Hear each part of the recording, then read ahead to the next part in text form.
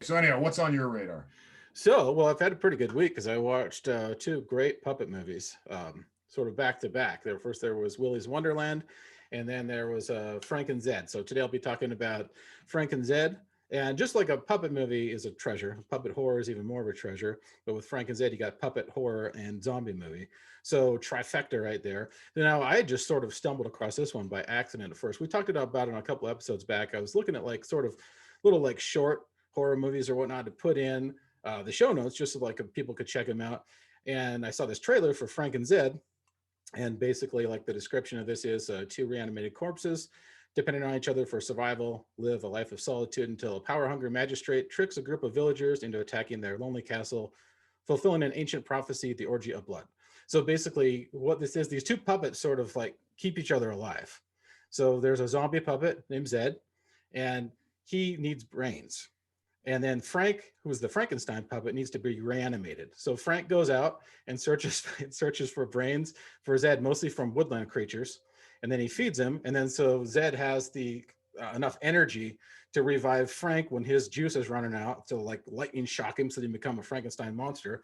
And then this prophecy gets unleashed. The villagers come after him, and then basically what it turns into, in sort of like the second half of the movie, is what I can describe is like basically like all the spirit and a similar sense of humor that you got in the movie Dead Alive, with that kind of like splatter and comedy, just like spot on perfect, with these really awesome puppets, like great expressions, great like life and personality, and then all this like splatter and chaos at the end. It's just fantastic. So this is a highest recommend for me. Is it full puppet or is it Oh, puppet intermixed? it is Intermixed all puppet. It's awesome. all Yeah. puppet. Yeah. Yeah, man. But that, I mean, while I appreciate an all puppet movie because you can control your environment, and if you're a puppeteer type and you're into that kind of stuff, it's great. But I have heard that like that's just as hard Oh, absolutely. because They of how have hard it is to do. at the beginning of the screener, they have like this little short they did, and it's called Shine, and it's sort of like a barbershop quartet of puppets that get decimated.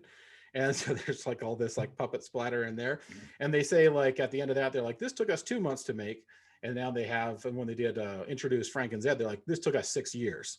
And that's because it's all just like totally DIY, handmade kind of stuff. There's so much more. It's so refreshing to see that, because everything nowadays is usually so CGI related, let alone like the handcrafted work that goes into making puppets, and much more like personal. You notice so much more of the details too, like the little miniatures and everything else. Is just really cool.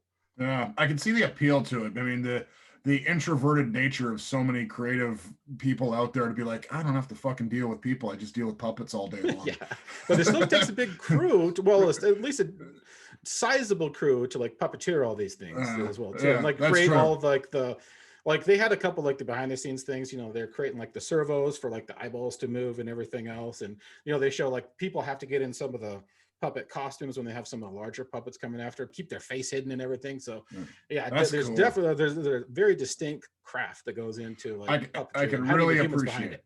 it. Yeah, Yeah. I can really appreciate but I mean the idea of like, because I've been involved with, well, way back when we were doing more shorts and different stuff, and especially after film school, the idea of not being able to control your environment, not being able to control what's around you, the appeal to doing a puppet project is pretty high. So I mean, all the best to them. If it took that long, that's the one thing that I know from anyone who's worked on anything like that, it takes so fucking long to actually put them together. Oh, But and there's way cool shots that they put in there that are reminiscent of Dead Alive, and also like a lot of the Sam Raimi stuff. Remember like Quick and the Dead, when somebody shoots a hole through someone else, and then like you see like the POV is like behind that, and it shows the opening of the hole in the body. They do shots like that in this movie that are really cool, like these really cinematic shots, but they incorporate puppets into it, which is great.